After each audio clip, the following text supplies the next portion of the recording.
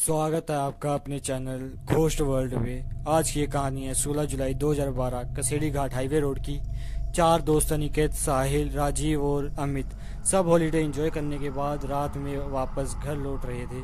अमित कहता है, अरे यार कब ये रास्ता खत्म होगा? 2 घंटे से इसी रास्ते पर भटक रहे हैं, बैठे बैठे कमर में मोच आ चुकी है। राजीव कहता है, हाँ यार साहिल, तुझे इस रास्ते के बारे में पता भी है या ऐसे ही गाड़ी को भगाया जा रहा है? साहिल कहता है, पता नहीं यार, दिन में तो यह रास्ता जल्दी कट जाता है, ना जाने इस वक्त ऐसा क्यों हो रहा है। और वैसे भी मैंने रात में कभी इस रास्ते से सफ़र नहीं किया, दिन में 2 से 3 बार यहाँ से गुजरा हूँ, रात का एक्सपीरियंस तो मुझे भी नहीं है। वो आपस में बात कर ही रहे थे कि तभी उन्हें पीछे से एक ट्रक की तेज़ी से हॉर्न मारने की आवाज़ सुनाई देती है। वो गाड़ी लगातार उनकी गाड़ी को ओवरटेक करने की कोशिश कर रही थी। अमित कहता है, कैसा ड्राइवर है, पीकर गाड़ी चला रहा है क्या? इतने में उस ट्रक ने इनकी गाड़ी को एक तेज़ टक्कर दी और लगातार हॉर्न बजाता रहा। अनिकेत कहता है, साहिल साइड दे उसको, वरना ऐसा लगता है कि ये हमें मारने के इरादे से आया है।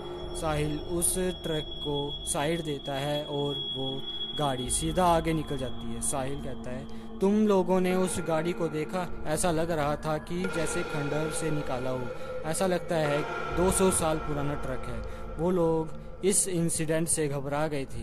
तकरीबन 10 मिनट बाद गाड़ी एक पुराने कब्रिस्तान से गुजरती है। उस हाईवे पर एक कब्रिस्तान भी पड़ता था। गाड़ी जैसे ही उस कब्रिस्तान से गुजरती है, उन्हें कब्र के पास वही पुरानी ट्रक दिखती है जो थोड़ी देर पहले उनकी जान की दुश्मन बनी थी। राजीव कहता है, साहिल गाड़ी रोक, वो देख। अमित कहता है, अरे ये तो वही ट्रक है जिसने हमें परेशान कर दिया था। साहिल कहता है, मुझे लगता है कि हमें एक बार जाकर देखना चाहिए कि बात क्या है। अमित कहता है, तू पागल हो गया है क्या? आधी रात इस कब्रिस्तान में जाने की बात कर रहा है? अरे मरना है क्या? अमित उन्हें वहां जाने से रोकने की कोशिश करता है, लेकिन तभी उन्हें उसी ट्रक से एक आदमी उतरता दिखता है जिसने काले कपड़े पहने हुए थे और उसके सिर पर एक टोपी था। वह लगभग 7 फीट लंबा और हट्टा कट्टा था। यह देखकर ना जाने क्यों सबकी उत्सुकता और बढ़ गई और अमित के अलावा सभी उस आदमी के बारे में पता लगाने के लिए उत्सुक हो गए। सभी उस आदमी के पीछे जाते हैं और अमित को भी मजबूरन उन तीनों के साथ जाना पड़ता है। चारों जब उस ट्रक के दीवार के पास पहुंचे तो उनका दिल बैठ गया। उन्होंने जो देखा उसे देखने के बाद उनके रोंगटे खड़े हो गए। उन्होंने देखा कि एक ट्रक ड्राइवर कब्र खोदकर लाशों को निकाला और उसे बेरहमी से खाए जा रहा था। वह जिस्म के हर एक अंग को निकालकर गंदी तरह से खाए जा रहा था। अनिकेत कहता है, भाई ये कौन सा राक्षस है, निकलो यहाँ से जल्दी से। हड़बड़ाहट में सब वहाँ से एक साथ भाग गए, लेकिन अमित इतना डरा था कि वह हिल भी नहीं पाया। कदमों की आवाज़ सुनकर उस शैतान को पता चल गया कि कोई उस पर नज़र रख रहा है। वह जैसे ही पीछे पलटा, उसे वह 3 लड़के भागते और एक वहाँ खड़ा दिखा। वह शैतान अमित के करीब पहुंचा और उस शैतान ने सीधा अमित के गले पर वार किया और एक ही वार में अमित की दर्दनाक चीख निकली और इसके साथ ही अमित की वही मौत हो गई। यहाँ तीनों तेज़ी से गाड़ी की तरफ भागने लगे और गाड़ी के पास पहुँचे और गाड़ी में बैठ गए। वह शैतान अब तक उनके पीछे नहीं भागा था, बल्कि दूर से ही खड़ा उन्हें घूर रहा था। साहिल गाड़ी स्टार्ट करने की पूरी कोशिश कर रहा था, लेकिन उसकी कार स्टार्ट नहीं हो रही थी।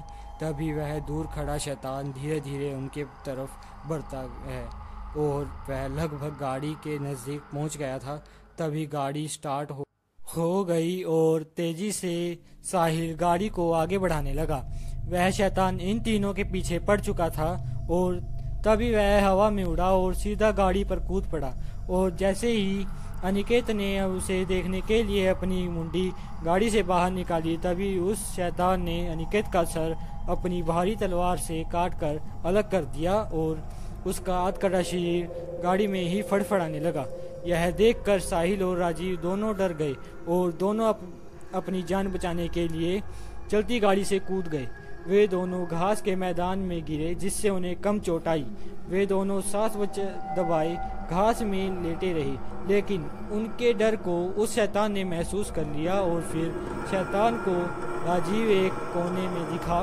तभी वो शैतान अपने लंबे नाखून और धारदार तलवार से राजीव पर वार किया, जिससे उसकी दर्दनाक चीख निकल गई और उसकी मौत हो गई। उस शैतान ने साहिल को नहीं देखा था और साहिल भी राजीव की मौत के वक्त वहां से निकल चुका था, जिसकी वजह से वो बच गया।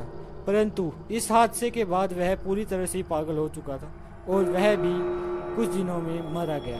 कहते हैं कि उस भूतिया सड़क के कहानी में कोई शैतान है जो हर रात 12 से 3 के बीच अपने पुराने खतरनाक ट्रक से अपने शिकार का पीछा करता है और उसे मारकर कब्रिस्तान में दफन कर देता है और अगली रात उसे कब्र से निकालकर उसके जिस्म के टुकड़ों को खाता है, जिससे वो अमर रह सके।